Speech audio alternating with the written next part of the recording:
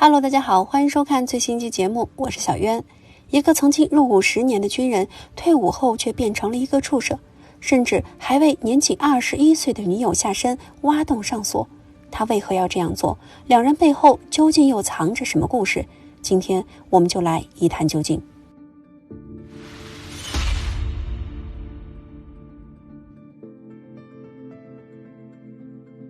故事还得从中国四川省的成都市说起。2000年2月21号，当地一个派出所接到民众报警，报警人表示有名男子正在被人围殴，你们再不出来就要出人命了。巡警赶到事发街道后，还没来得及下车，就看到一家诊所门前围了很多人。警笛声的到来让围观人群越聚越多。被打的男子叫做姚勇，是武侯区一家诊所的医生。之所以被打，是因为他对女友下半身挖洞上锁。听到挖洞上锁这4个字，警员一脸疑惑，大清早的，你们这群家伙搞什么鬼？什么叫给女人挖洞上锁？其中一位女警员马上检查了涉事女子的身体，结果惊讶地发现她下体确实挂着一把锁，其惨状让人不忍直视。更让人震惊的是，当时女子已经怀孕4个多月，为她上锁的人竟然还是她的医生男友。出警这么多次，这绝对是巡警印象最深的一次。作为一名医生，姚勇为何会做出如此恶毒之事？整件事背后又是否有其他内情呢？警方调查后发现，被上锁的女受害者名叫刘淑荣，当时年仅22岁，男友就是前文中的姚勇，当时48岁，两人相差了足足26岁。彼此相识的缘由得从事发前1年的1999年说起。当时刘淑荣从老家来到武侯区，进入一家鞋厂打工。在某天上班时，她突然觉得身体不舒服，本以为休息一下就无大碍，不料愈加严重。在妹妹的陪同下，她来到工厂附近找药店。人生地不熟的两人走着走着，找到了一家名叫爱心门诊的兽医诊所。远水救不了近火，刘淑荣决定在这里先医治，实在不行再去远一点的医院。走到屋里后，一个男子迎了上来，年纪看起来有40多岁，他就是姚勇。诊所不大，加上休息的地方只有10个平方左右。因为没有行医资格，姚勇一直没有申请营业执照，很多认识他的本地人都不会找他看病。走进爱心诊所的患者大多是周围不熟悉情况的外来务工人员，其中一个就是刘淑荣。稍微诊断后，姚勇给刘淑荣吊了点滴，临走前还叮嘱他，打完点滴高烧应该就会退了，但明天还要来就诊，根据康复情况再决定是否继续打针。同时姚勇还告诉刘淑荣的妹妹，明天不用陪你姐姐来，省得请假还要被厂里扣工资。听到这话，姐妹两人心里泛起一阵暖意。出门在外遇到好人，不愧是医者仁心。可他们怎么也没想到，这番似好心的关怀其实暗藏杀机。第二天，刘淑荣果然独自来到诊所。姚勇一看，心中大喜，他简单询问了几句病情，并要求再打1小瓶点滴，承诺此后会药到病除。不过奇怪的是，这次输液的地方不是在就诊室，而是姚勇休息的小隔间里。在输液接近尾声时，姚勇拿了一杯水进来，说这是药物冲剂，喝了能尽快康复。半信半疑的刘淑荣接过姚勇手中的杯子，一口闷。大概几分钟后，他突然感到昏昏沉沉，眼前的景象越来越模糊，期间还隐约听到关门的声音。确定刘淑荣昏迷后，姚勇拔掉了他手上的针头，将其抱到床上。随着衣服一件件被脱下，房间里的医生变成了畜生。数小时后，刘淑荣终于苏醒了过来，但她觉得自己下半身非常痛，尤其是那个敏感部位。更让人震惊的是，自己身上居然一丝不挂。正当她准备大声尖叫时，姚勇走了进来。看到这个男人得意的笑容，刘淑荣明白了一切。她脑袋一片空白，因为害怕事情暴露，姚勇威逼利诱，一边以尸身威胁，一边承诺会负责，只要乖乖跟了我，等我发达了，别墅豪车我样样都不会少你。21岁涉世未深的刘淑荣就这样被说服，她脑海里好不容易想起报警的念头，早已不知去向。在宿舍看到姐姐后，刘淑荣的妹妹发现姐姐情绪有点奇怪，并问她要不要再去诊所检查一下，但姐姐一直坚称无大碍。一段时间后，在姚勇的要求下，刘淑荣搬到爱心诊所和他同居。当时妹妹怎么也想不通，姚勇跟姐姐就只是见了一面，结果就喜欢上了他，而且对方还比姐姐大26岁。诊所里的一切看起来都破破烂烂。爱情就像龙卷风，不是你疯就是他疯。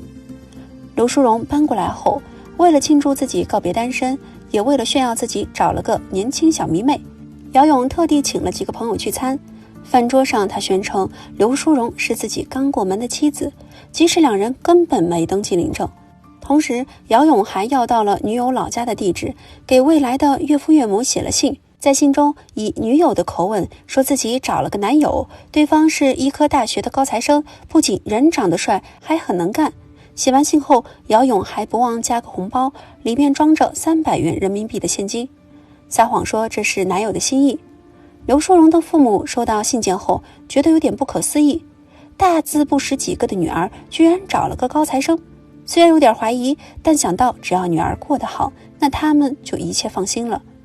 在刚开始同居时，姚勇表现得还算不错，经常主动承包家务。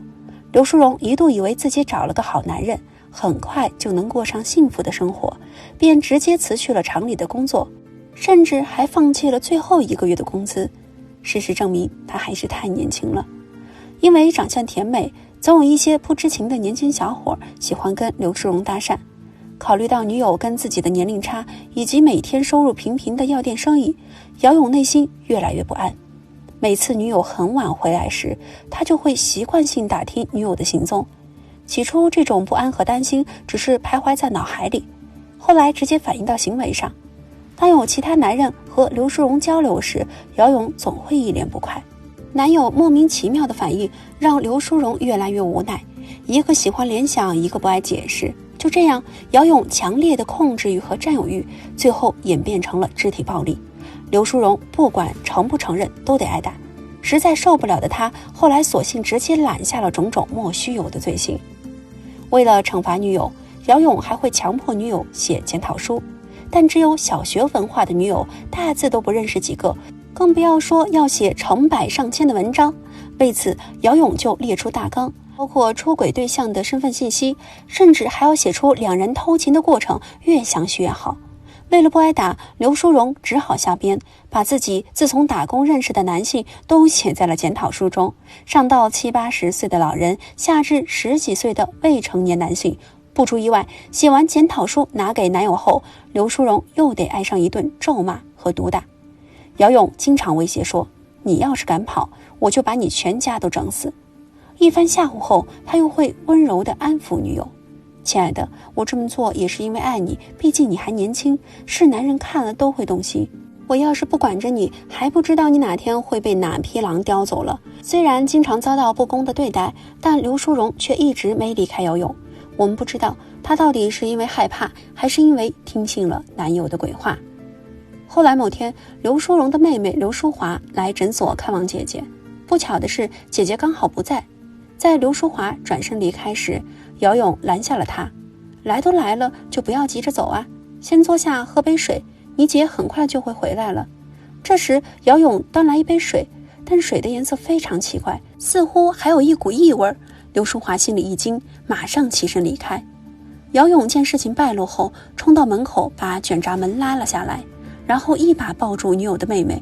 所幸大门还没来得及上锁，刘淑华拼尽全力侥幸逃了出来。得知妹妹的遭遇后，刘淑荣非常气愤，但她却仍然没有离开姚勇，更没有勇气把真相告诉父母，因为此时她已经怀孕了。2000年2月17日，姚勇到五金店买了一把锁头，不过这把锁头锁的不是大门，也不是储物柜，而是女友的下半身。回到诊所后，姚勇命令女友躺到床上，接着用绳子把女友捆在床边，用毛巾捂住女友的嘴巴，接着直接用手术刀残忍地给女友下半身上了锁，让女友没办法进行房事。怀孕4个多月的刘淑荣看到自己下半身挂的锁头后，直接怀疑人生。如果用一句话评价男友，那就是表面医生，实际畜生。爱心诊所，黑心医生。自从挂上锁后，刘淑荣只要一走路，她的下体就会很痛。这种痛不但是肉体上的，更还表现在心理上。她不敢跟任何人提起，包括自己的妹妹。另外一边的姚勇，即使给女友的下半身上了锁，但他依然没有停止对女友的怀疑。相反，他每隔几个小时就会查看女友有没有偷偷把锁换掉。在他眼里，女友似乎就是私人财物，必须用锁头牢牢锁住。2月21日，也就是被男友上锁后的第4天，刘淑荣实在无法忍受下体的疼痛，就趁着男友不注意时，向隔壁邻居大姐求救。大姐一看刘淑荣下面后，整个人无比震惊，她连忙报了警，在警方到来前还找其他人帮忙。附近几名热心民众获悉后，直接冲进诊所，把姚勇拉了出来，把他围在一起拳打脚踢。因为害怕出人命，围观人群里有人报了警，这才有了前文中的情节。其实在这之前，刘淑荣曾3次被叫到诊所门口罚跪，旁边店铺的邻居也多次好言相劝，但姚勇始终不为所动。他说这是对妻子在外面勾三搭四的惩罚。起初邻居以为等姚勇火气降下来后，罚跪的闹剧就会收场，岂料这次他如此过分，居然用锁头折磨4个多月的孕妇，这换谁都看不下去。确定基本情况后，巡警立即控制了姚勇，并要求他当场交出钥匙。根据资料，姚勇是四川省重庆县人，初中文化，此前还在军队中服役10年，退役后开始做起了小生意，但因为经营不善不幸倒闭。后来靠着在部队接触过的医术，姚勇来到成都市武侯区开设私人诊所，开始无证行医。而跟他同居的刘淑荣则是来自成都金堂县一个偏僻小村庄，家里靠种地为生，父母没法供养3个孩子上学。作为家里的大女儿，刘淑荣自然知道父母的压力，所以小学毕业后就离开了校园，帮父母干农活，偶尔会去镇上接点手工活赚外快。因为地理位置偏僻，刘淑荣村里的年轻人几乎都外出打工，普遍到过年时才回来一次。看到到处挥霍的同龄人，刘淑荣非常心动。17岁那年，她决定走出老家，前往大城市打工。后来和妹妹进入武侯区某家鞋厂，这才遇到了姚勇。在警方立案之后，关于是否要控告男友对自己的罪行，刘淑荣曾经犹豫了好一阵子。因为在她的认知里，只要女人和某个男人发生关系，那就只能认定这个男人了。无论双方是否有登记领证，这种传统的观念枷锁是她不敢离开姚勇的原因之一。同时，她怕姚勇出狱后真的会报复自己家人。所幸在警方的鼓励和支持下，刘淑荣才站出来指证男友。审讯时，姚勇表示，女友经常在外面和其他男人乱搞，得了尖锐湿疣，自己实在没办法才出此下策，还说那里本来就有洞，就顺着洞给加了个锁。姚勇甚至还狡辩说是征求过女友同意才给女友上锁，可刘淑荣告诉警员自己根本没同意，是男友用暴力方式强制给她做了手术。事情传开后，很多媒体记者纷纷来到警局，把镜头话筒对准姚勇。看着周围这么多相机，姚勇瞬间戏精上身，含泪说道：世上没有无缘无故的爱，也没有无缘无故的恨，我管教女友是怕会失去她，我之前离婚就是因为前妻作风不好，现在她也这样，弄得我很痛苦。我天天为她洗衣做饭，她却背着我偷人，我能不管吗？我已经很不容易了，你们干嘛还要这么对我？而且这是我的家务事。可根据警方的调查，姚勇的女友根本没有出轨，也不存在他和其他男性勾三搭四的事情，一切都是姚勇自己的幻想。家务事这3个字，姚某根本不配说出口，因为他根本没有和刘淑荣登记领证，更不配有一个家。他此前的妻子叶水珍就是因为不堪忍受暴力，在女儿还没满1岁时就带着女儿离开，而这一走就是整整12年，期间两人一直没联系。直到从报纸上看到丈夫被抓的消息后，叶水珍才敢带着女儿回到娘家。她告诉记者，每次和丈夫发生争执后，丈夫就会往死里打自己。当地民众认为姚勇根本不配做人，更不配做一个医生，爱心诊所这个招牌直接被人给砸了。获悉女儿的遭遇后，刘淑荣的父母无比痛心，他们一直以为女儿找到了个好人家，不料居然一直被人如此虐待。父亲告诉记者，把女儿接回来后，他一直不敢接触任何人，也不和任何人交谈。把饭菜端到他面前时，他眼里经常都有泪花。看到女儿这番模样，自己心如刀割。2000年6月19日，针对此案，当地法院召开了庭审，姚勇侮辱妇女罪名成立，被判5年监禁。2005年下半年，姚勇被释放出狱。在接受央视记者采访时，他依旧认为给女友上锁是自己的家务事，还说是周瑜打黄盖，一个愿打一个愿挨。光阴似箭，如今已经是19年后的2024年，此时的姚勇身在何处？有没有真正悔过自新？还是在另外一个角落继续给下一个伴侣上锁？我们不得而知。但我们知道的是，他给刘淑荣上的那把锁，也给他自己的人生彻底上了锁。10年老兵的光荣，满腔正义的气概，早已荡然无存。刘淑荣下半身那把锁虽然已经被解开，但不幸的是，他又化成心里一把无形的锁。这把锁在将来也许会被摘下，又也许它永远无法解开。